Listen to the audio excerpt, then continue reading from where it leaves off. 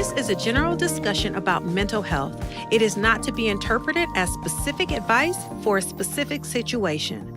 Every situation is unique and requires advice to be tailored and adapted to that situation. All information in this broadcast is for educational and informational purposes only. It is not intended as a substitute for professional mental health services. If you or a loved one are experiencing mental health distress, please speak to a licensed professional in your area. It's time to shine that light that lives in you. Living well. It's not too late to change. It's time to be the change. Living well. It's time to shine that light that lives in you. Living well. It's not too late to change. It's time to be the change. Living well takes a community. So remember to like and subscribe, and don't forget to share with a friend. Welcome, family, to another episode of Living Well. I'm Dr. Erica Holmes, and I have a question for you. Do you remember that time when you brought that newborn baby home and you thought to yourself, wow, the world is within their reach? And then as they began to grow, you discovered that they weren't growing or developing or behaving like other children that you had seen or in your life. Given that it's back to school time, you might also find that the teachers are telling you, or some of the school staff are telling you that maybe your child needs special assistance. Well, there are many, many different ways that our children grow, and some of them grow in a way that's different from their peers. So today's episode is all about those children. So I want you to think about the children in your life, or maybe it's even you, and think about your educational journey. What are the things that you think your child will need in order to be successful? What are the things you think that would have helped you as you went along your educational or social journey? Today, we're going to talk about all things development. So stay tuned, join us, get your pads and your pencils ready, because we have a lot of information to share with you. Thank you for joining us on Living Well.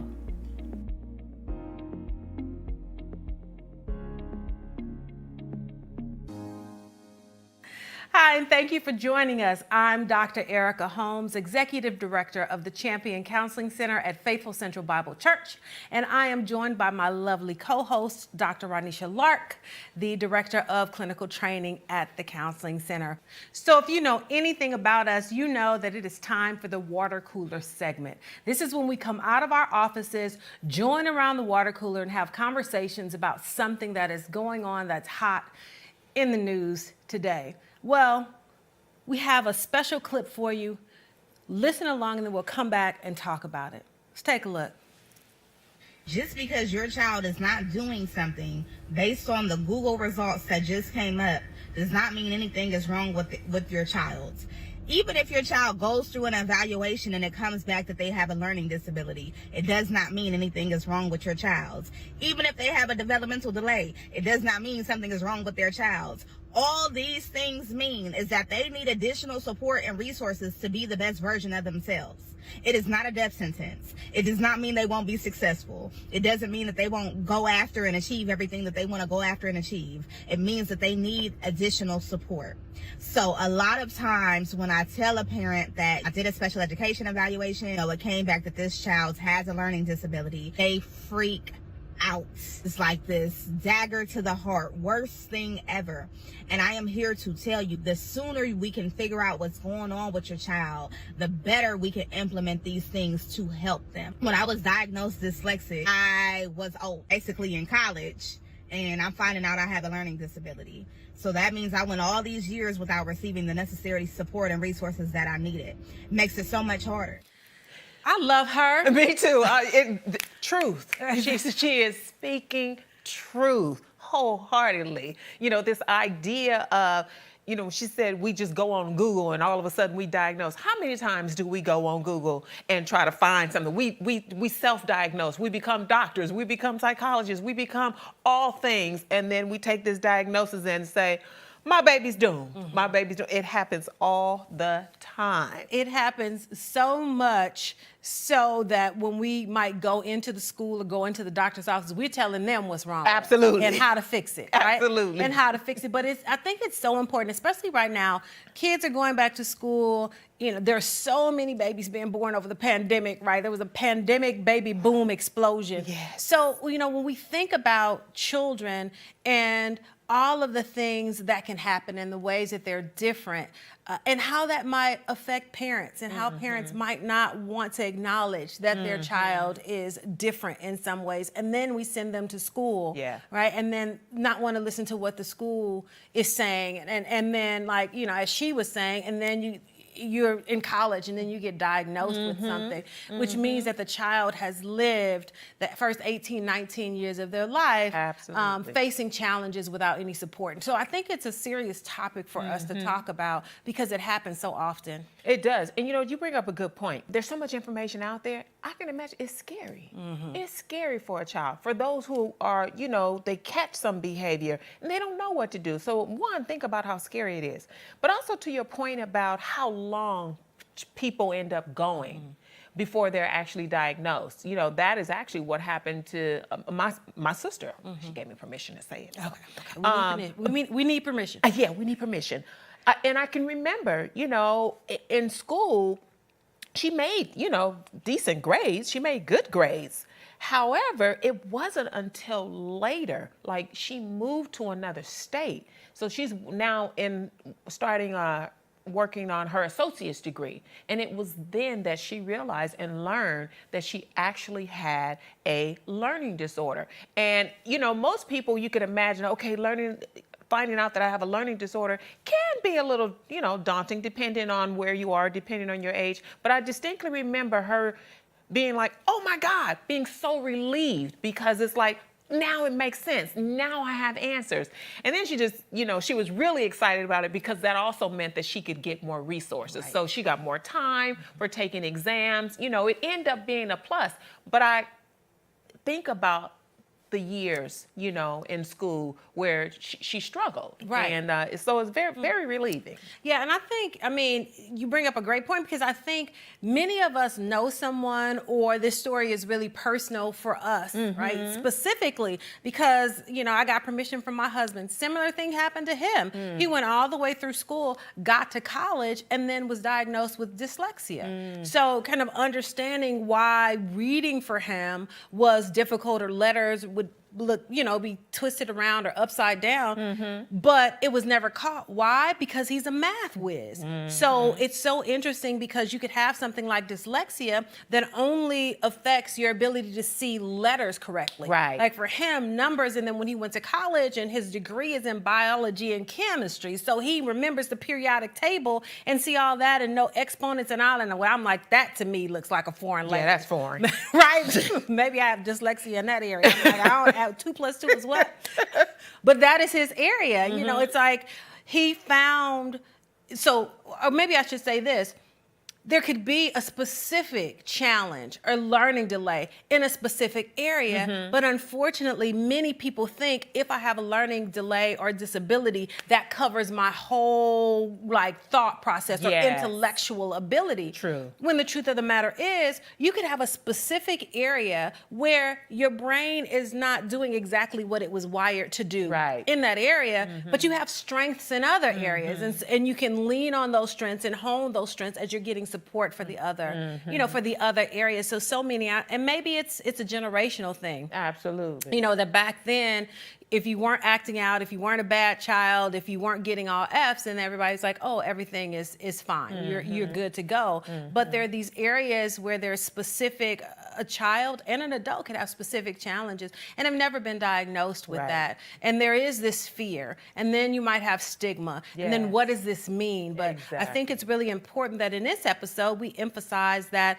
having a learning delay or disability, having a social disability, being developmentally delayed is not it's not a death sentence. Exactly. I was like, I didn't want to use the word death, but Right. it does not mean the end of your world, right? It does not mean that you can't. Right. It actually means that maybe, as she said, in these areas, you just need a little more support. And there are many folks who have been diagnosed with autism and other types of developmental delays who've gone on to do great things. Absolutely, absolutely. And that was the key point. Yeah. You're not doomed. Right. That's better than using the word death. But you're not doomed. Right. Like, my career isn't over, my life isn't over. And like you said, there are people who have some type of learning disability or some kind of processing disorder, Right. learning that. And they go on to achieve, advanced degrees and establish businesses and just achieve high levels of success. Most definitely. So I think this segment is really, really, really important. And even when we continue this conversation, how liberating I can imagine it will be for some to realize, oh, wait a minute, I don't have to be afraid. Right. And there's nothing wrong with me. I am not faltered in some type of way just because my brain might be wired a little different. Right, or my child's. And again, I think this is, you talked about your sister, I talked about my husband, and now I can talk about it from a parenting perspective. You see, I remember when my son was born and hit all of his developmental milestones, but at 3, I noticed he wasn't talking in full sentences. At 3, he was still using one-word responses. And I was like, Now, I'm a psychologist. By that time I graduated school and I was working, I was like, we should be having conversations, sir. What is going on? And everything else seemed, and I said, And it was interesting because when I talked to the older women in my life, his grandmother, my mother, the person who babysat him, who was like a grandmother, who loved him to death, both of them was like, oh, child, he all right. I'm like, no, I think there's something here. And they both were, I was like, I'm going to take him, to get an assessment. I just want to make sure. And they both were like, well, all right, but he all right. He going to be all right. And I was like, yeah, he going to be all right. But this right here, there's an issue. So I even know, in my own family, they weren't discouraging, right, but they weren't supportive. And I remember, when I came out, we did the assessment and went back to get the results. I remember as a parent, when I heard the words, he has an expressive and receptive language delay, which means that the way that he takes in language and the way that he puts out language is delayed by about 9 months.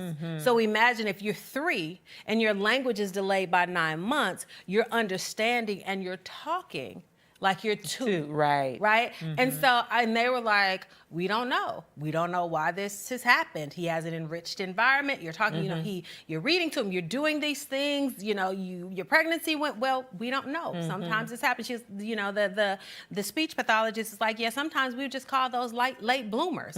But here are the things that he needs in order to be supported to help his language develop. But I remember when I heard those words, there was this sinking feeling in me that was like, oh no, my baby being Black, being a male, is gonna now have an additional challenge that he has to surmount in his life. And that was the feeling that I got. There's a delay, we can work with that. I can work with that. You're surrounded by love, whatever that's gonna look like. Right. My sadness came from, how are you now going to maneuver in the world? Because the world can be cruel. And I know that, I was in that elevator and I'm holding his little hand and I pulled it together and I said, that's all right. That's all right. You're going to be the Helen Keller of language delays. You're going to be the first astronaut with a language delay. We going to make it. Don't you worry about it, baby. Speaking those strengths. Exactly. I was like, that's all right. And I said, okay, we know what we need to do to get you some support. We're going to do that. I'm going to continue to work with you at home, and we're going to work through this and move through this. And I always told him as he was growing up, this is harder for you than some other folks, but it's not impossible. Absolutely. And I wanted to instill that, in him. And he just graduated from college this year. Precisely, I was going to say, and it has all paid off simply because we know that, I know, he is an exceptional, bright, intelligent, articulate, talented young man. And so, thinking about what you described as your experience, I can only imagine how many other mothers out there shared in your experience. How many other mothers shared your fears and or concerns. Now, for you, that was 20 years ago, but somebody out there today still, you know, they may encounter that same experience. And I think that is probably the beauty of this show today, is just the hope is to encourage parents that, you know, like she said, all is not lost. Right. Don't be afraid. Right. Don't fear, you know, a diagnosis. And you have to understand the education. There's so many more resources that are out there now. So I'm excited about this. I'm excited. I'm excited too. And I think, you know, as you just mentioned, that's why, you know, I called my son, is it okay if I say this? He's like, yeah, why not? He was like, is there a reason why I shouldn't? I was like, I just want to get your permission, because I think it's important for people to see that your child having some sort of special need or being different and needing support, that could happen to anybody. That's it can happen to anybody. That's right. And there's no need to suffer in silence. Right. And by talking about it, reaching out, and getting the support, your child and your family can live happy, healthy, fulfilled lives and walk in the purpose that they were put on this earth for. And so I think it's important to share those personal stories, especially as we're going back to school, especially this time of the year. Right. Now, I can talk about it from a personal perspective with my family members. You can talk about it from a personal perspective from your family members.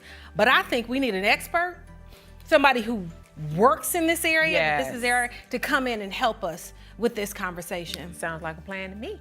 All right, let's bring in the expert.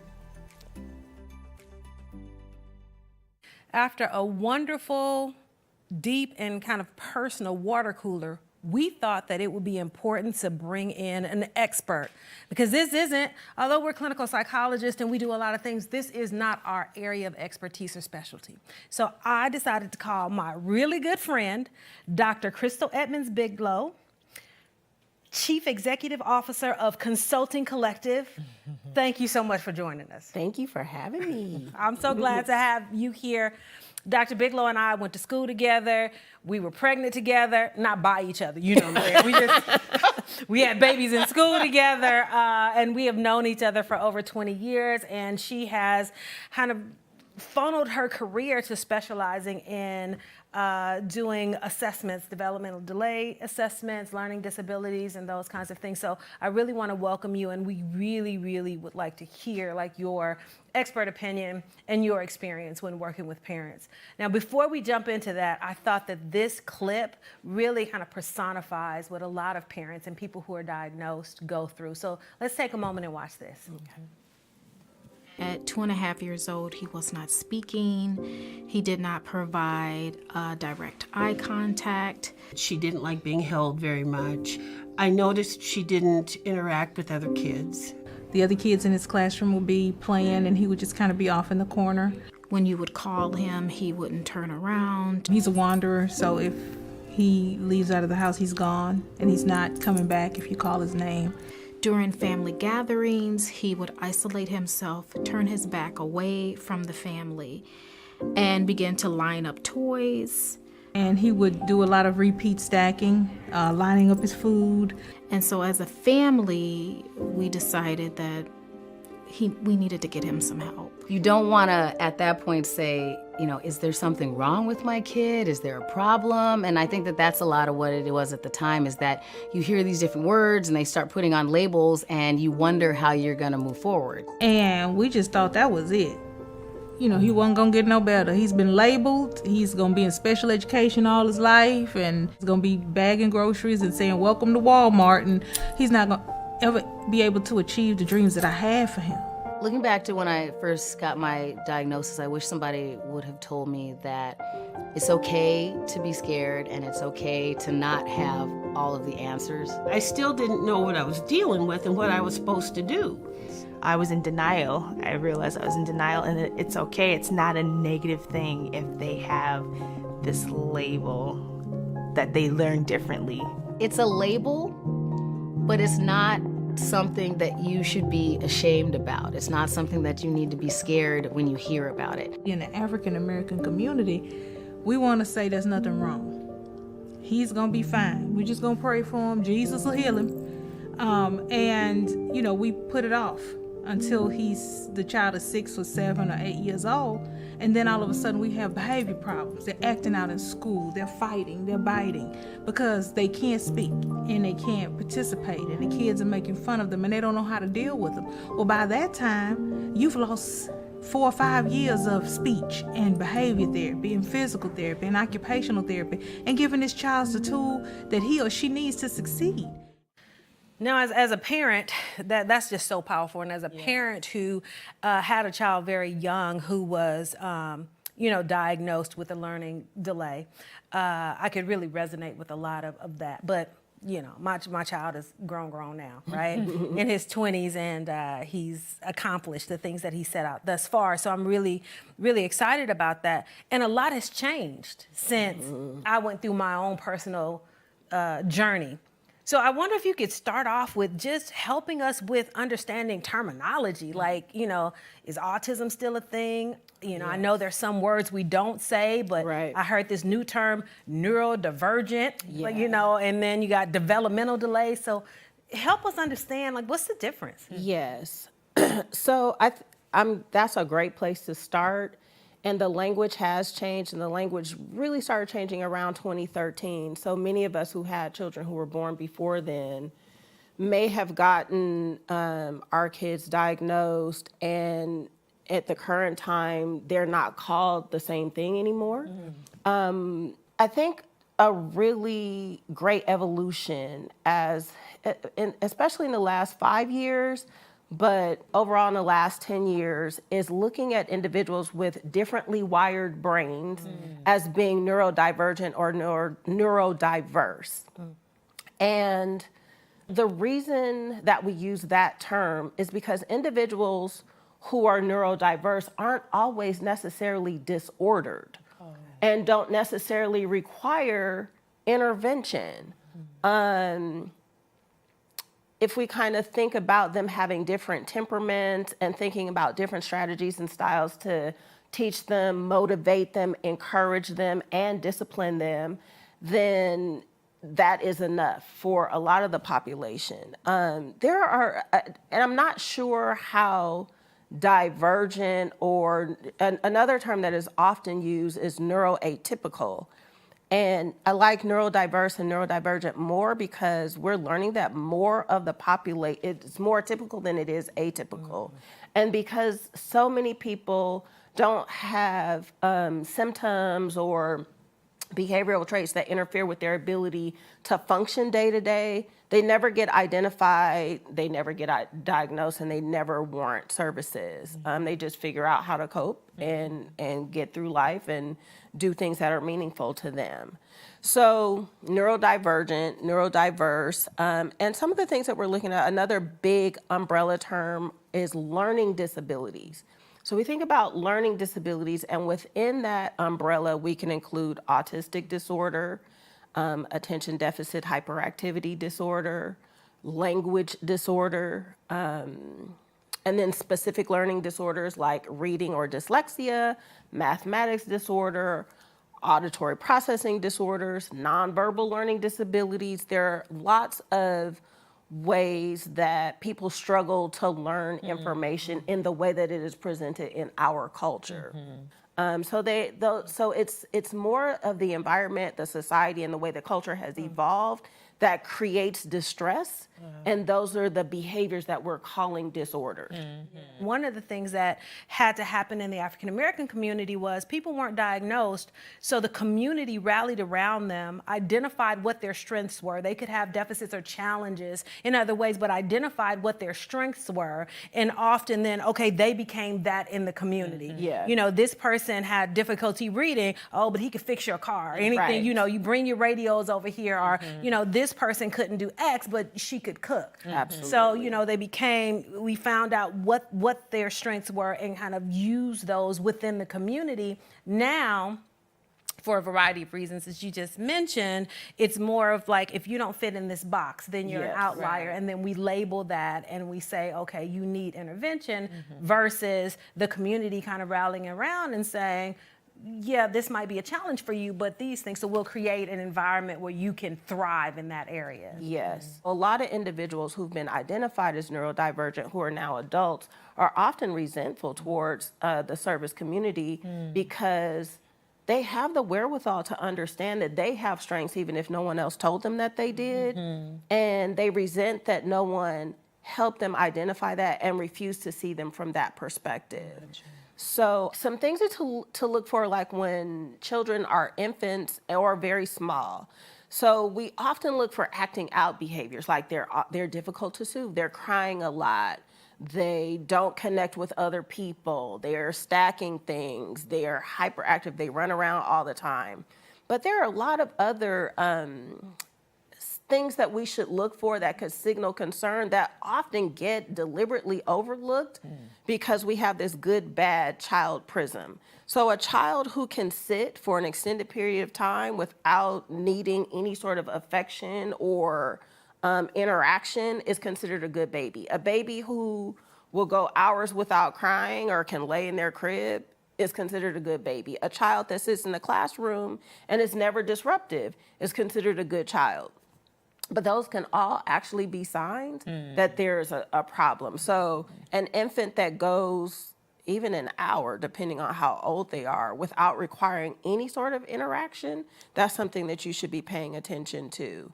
Another thing that is very common in Black communities and people of color in general is there's an expectation that children and younger people should be deferent towards elders.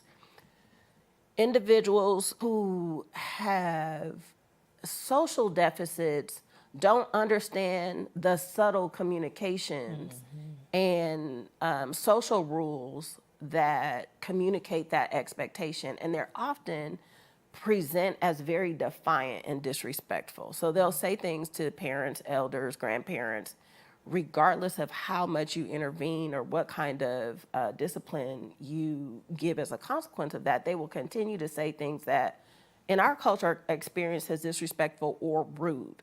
That's another thing. Like, if you have done an intervention and the child or young adult continues to do the same thing, that might be a signal that there's something else going on.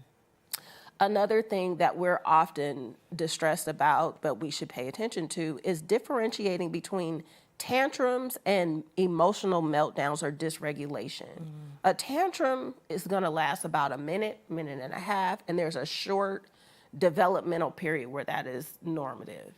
If a child is screaming and crying over 5 minutes and over, even after you give them the thing that you want, or even when you give an intervention to prevent them from doing that, that's a sign of emotional dysregulation. And emotional dysregulation is one of our executive functioning skills. As young adults and adolescents, that often looks like withdrawal, excessive crying, or having a hard time becoming stressed and frustrated by things that most of us experience as like benign or relatively inconvenience. So we want to look at emotional dysregulation, tolerance of stress, sensory sensitivity if lights, certain foods, sounds distress them, a hard time learning. So you know the kid is bright, but in the classroom, they're not turning in assignments, they don't focus, they don't pay attention, daydreaming while they're playing. Intermittent attention when you're talking to them, you have to repeat what you say to them over and over again. You give consequences, they still don't listen. Struggling with certain subjects and excelling in other subjects. Expression of school apprehension, anxiety, or wanting to avoid going to school.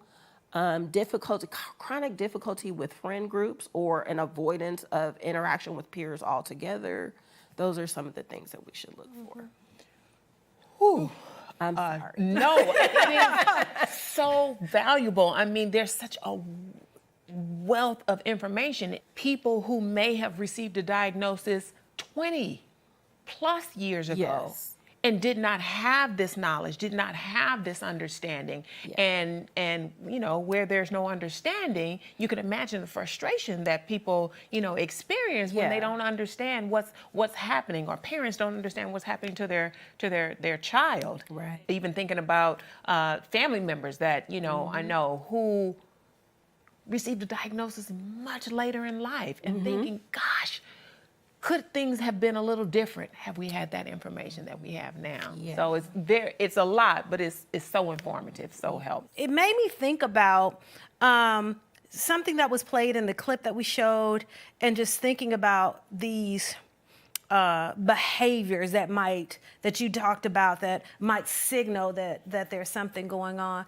And I know that, you know, you do assessments, you work with parents, you work with the children, and even one of the parents in the video talked about how she was concerned or just knew that, oh, everything was over, like my child's life is over. I'm wondering, in your experience, what are some of the reasons that parents might overlook some of these glaring behaviors or emotional challenges that their child might have and not want to get tested or might not want to get that diagnosis? Yeah, thank you. That's a great question. So there's a couple of things that run through my mind. First of all, women in particular are often evaluated, and their value is defined by the quality of the relationships and the success of the people that they are in relationship with, namely their children and partners.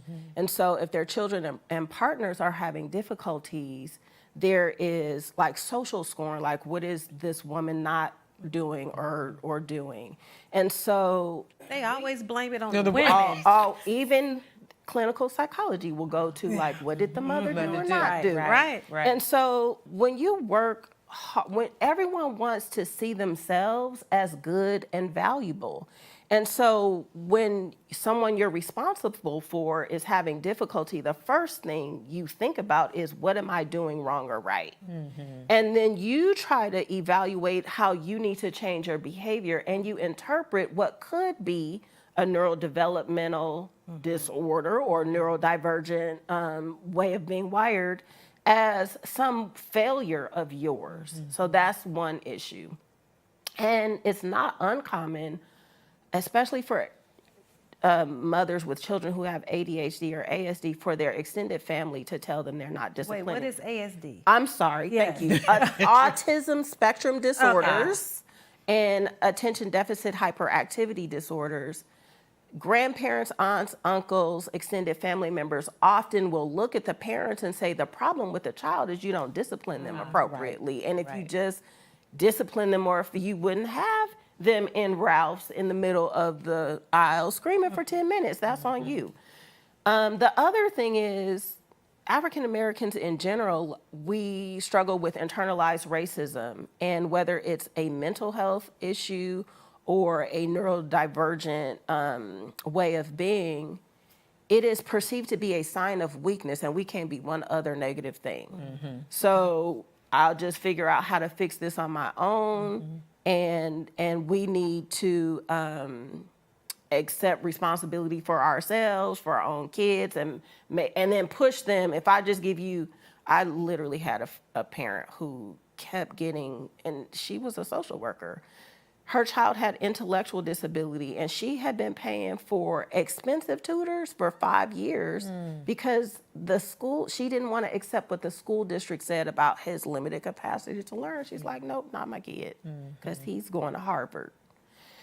So we don't want to have any additional negative perception, and we're always trying to overcome negative assumptions about our community. One, namely being that we are intellectually inferior, that we're innately inferior overall. And so we see maladaptive behaviors as evidence of inferiority, and we're ashamed, and that impacts our help-seeking behaviors. And then, unfortunately, systemic racism also impacts how effectively our community gets diagnosed. So there will be children, Johnny and Deshaun will go to the same clinician with the same behaviors. Deshaun, who's African American, they will attribute the behavior to the mothers poor functioning. And Johnny will be, of course he has ADHD, and here we're going to try biofeedback, and we're going to do this behavioral intervention, this other behavioral intervention. So it is very important that we look for, one, clinicians who are culturally informed. And that don't necessarily mean Black. So we want clinicians who understand that there are cultural disparities in diagnosing. We also want to look for service providers who understand neurodevelopmental disorders. So we do assessment, but we also do a lot of treatment. So if you have ADHD or attention deficit hyperactivity and autism, if you need therapy, we don't need to be doing introspection and talking about depth work. We need to, do you have a strategy to keep your keys in a place where you can find them in the morning? We also need to look for service providers who understand this from a cultural lens. So individuals who are differently wired have so many gifts and strengths. And they often, by the time they can get to the age where they can use therapy, don't experience themselves as gifted. And so finding a service provider that can help not only point out your gifts, but help you develop a relationship with your skill set so that you internalize a gifted part of yourself is also something that would be very important. Very, very, very important information. I also wanted to say, as you're talking about, the importance of finding appropriate resources, I wanted to jump in and say, could you speak to kind of dispelling the fear that many parents have that if their child is diagnosed with anything on the continuum, that their child can't live a healthy, fulfilled life? What we frequently hear is, I don't want my child labeled. And we're like, well, where is the label? Who's gonna see it? And what does it mean?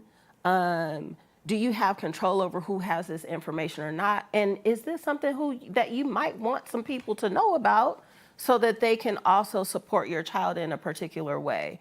So dispelling the myth of like this holy grail document or thing that will follow their child for life, that will, it's almost like they perceive it to be a type of brand.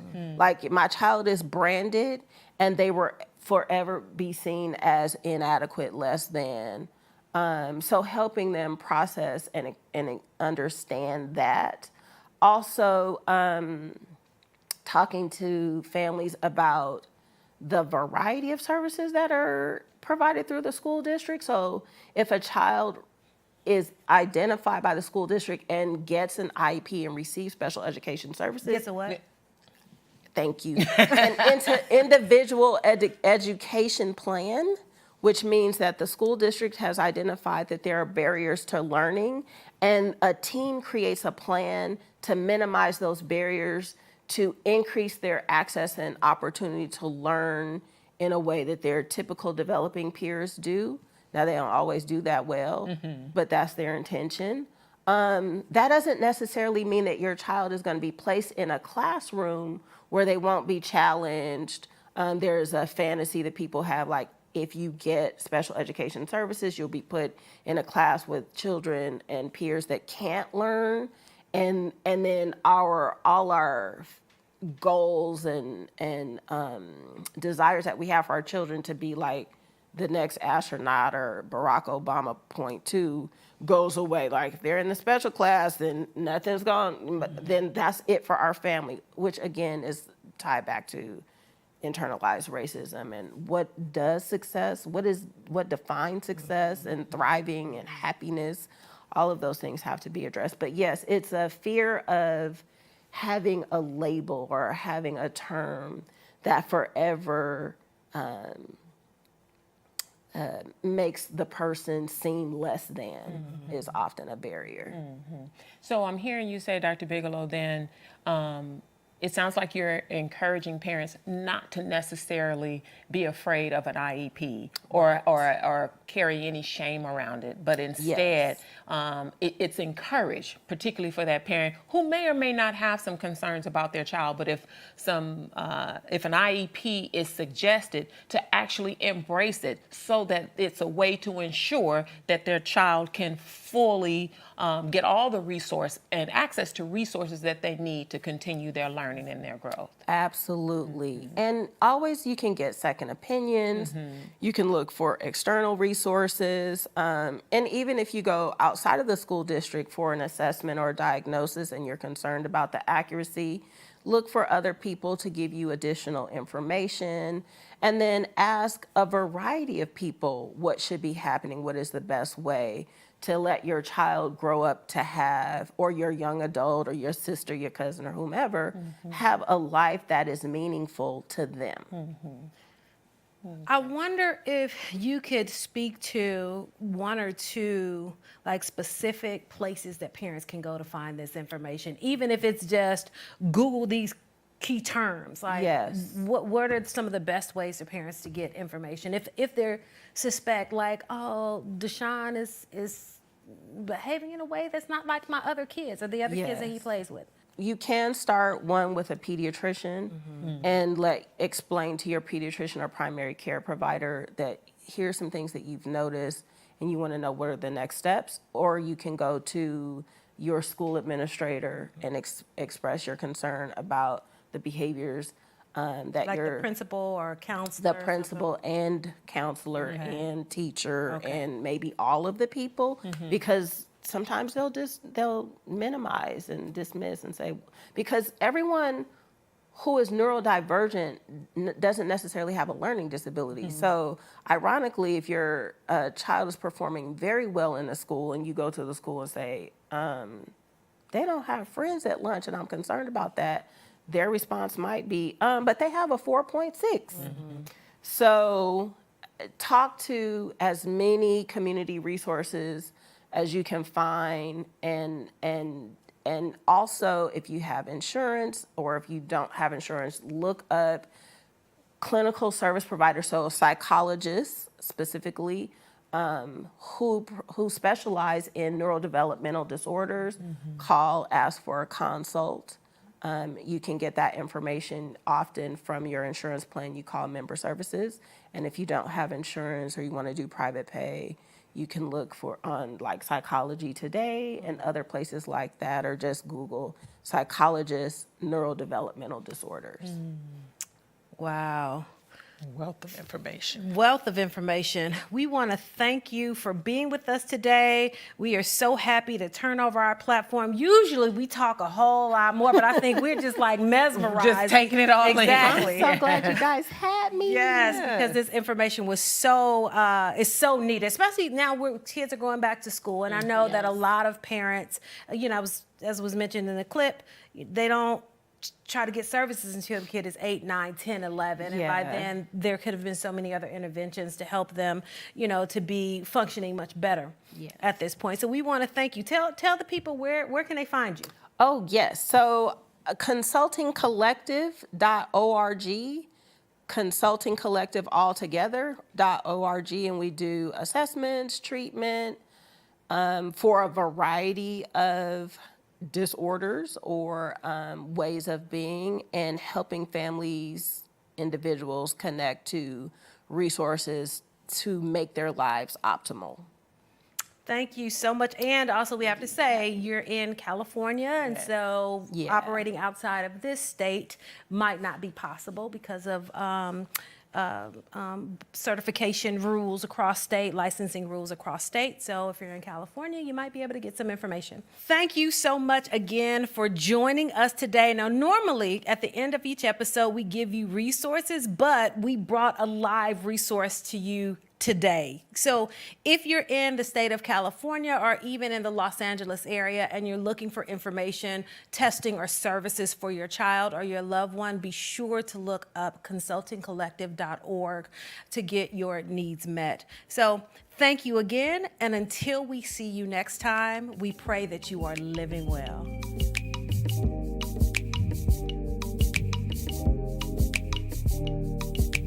For more information and resources, be sure to check us out at normalizehelp.org. And you can always email us at livingwell@faithfamily.org to get a question answered or to tell us a story. You never know, your question might make it to air or be the subject of one of our episodes.